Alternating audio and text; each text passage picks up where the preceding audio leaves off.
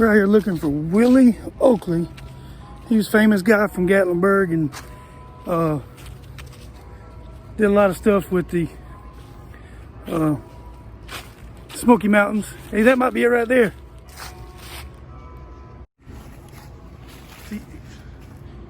See that? Look, don't that look like logs right straight there? Straight ahead, right there. Get down here. Does it say Oakley on it?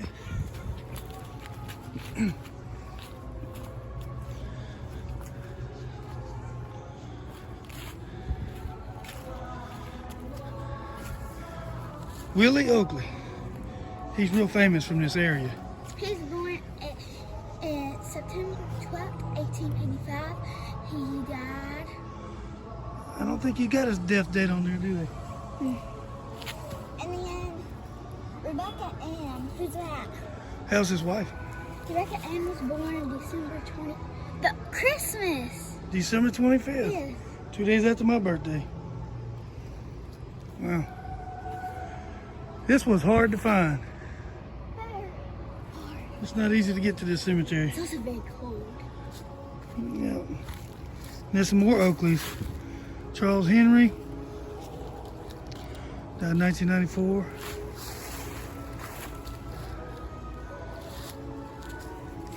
That's cool. That's a cool headstone too. Is it real log or is it cement? No, it's just concrete, made to look like logs. Isn't this like Reagan? Yeah, well, we saw something that said it was Reagan Cemetery, so maybe that's probably like it probably was renamed. But there he is, Wiley Oakley. If you visited Gatlinburg, Tennessee, the name Wiley Oakley may ring a bell. Perhaps you stayed in a cabin rental located off Wiley Oakley Drive, or maybe you spotted the plaque dedicated to Oakley at the Gatlinburg Welcome Center. Wiley Oakley is so fondly remembered in Gatlinburg because few people did more to spread the word about everything the Great Smoky Mountains had to offer. Nicknamed the roaming man of the mountains, Wiley Oakley was a legendary wilderness guide who shared his love of the Smokies with such notable visitors as Franklin D. Roosevelt, Henry Ford, and John D. Rockefeller. Wiley Oakley was also a hugely popular storyteller whose tales from the mountains were broadcast on radio stations across America. Wiley Oakley became known as the Will Rogers of the South.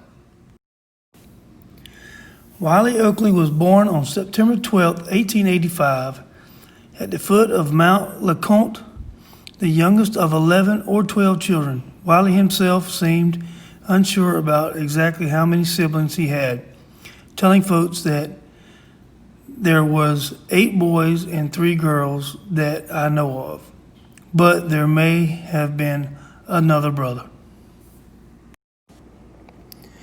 When Wiley was just a small child, his mother, Elmina, tragically passed away. Elmina's untimely death inspired young Wiley to spend most of his time wandering through the mountains.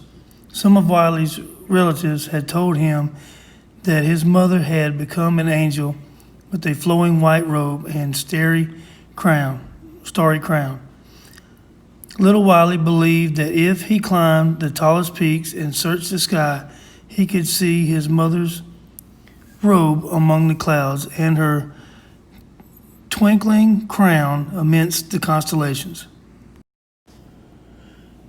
As Wiley grew older, he came to know East Tennessee's wilderness like the back of his hand. According to Oakley, the only 2 possessions he had during his youth were his dog and his rifle, which were all he needed to pursue his favorite activities: hunting, fishing, and exploring the mountains. As a young man, Wiley became smitten with a local woman by the name of Rebecca Ann. Wiley and Rebecca were so eager to get married that one night they headed over to the preacher's home without any forewarning. Given the late hour, the preacher was none too pleased to see them, and he initially refused to carry out the ceremony.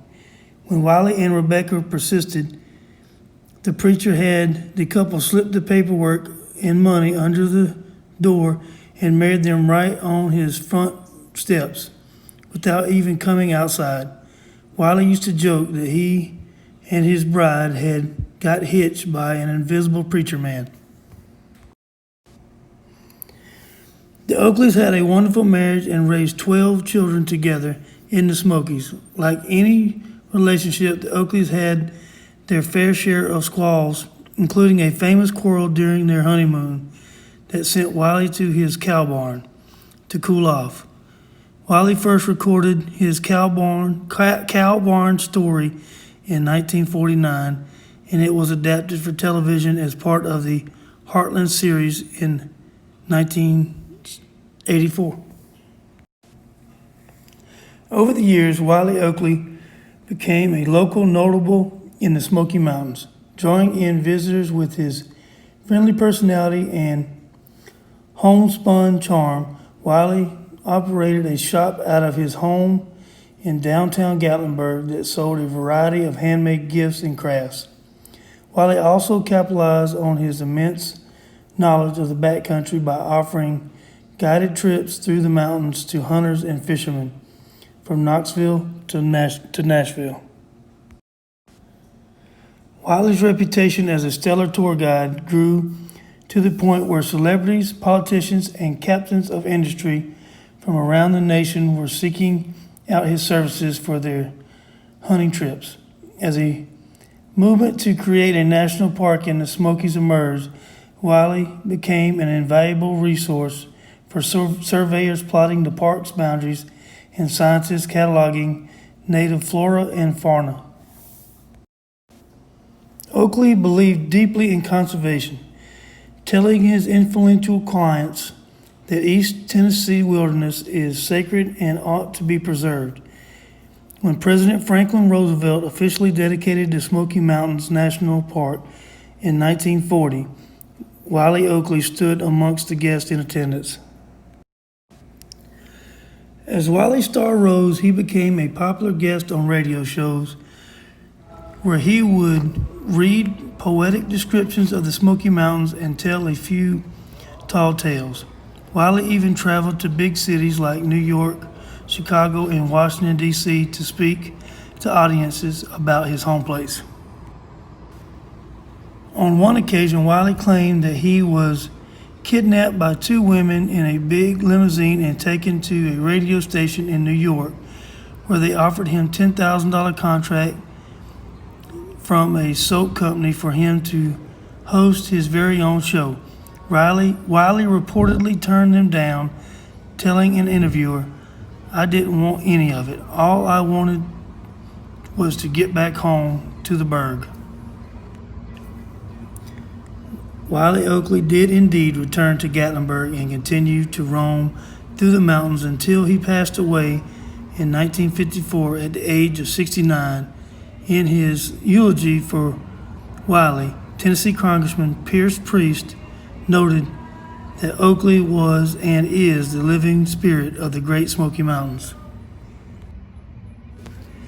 In the intro and the exit of this video, I mispronounced Wiley's name by calling him Willie. I apologize for the mistake, and no dishonor was meant.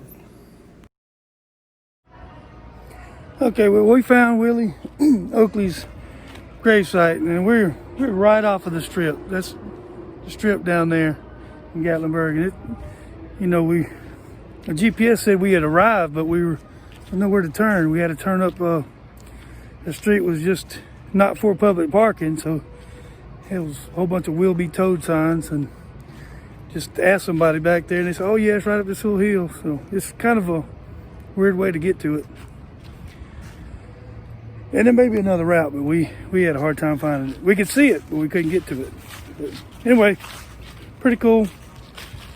In Gatlinburg, Tennessee. Hope you liked the video. Make sure you like, share, subscribe. Make sure you comment and let me know what you think about the video. Appreciate it.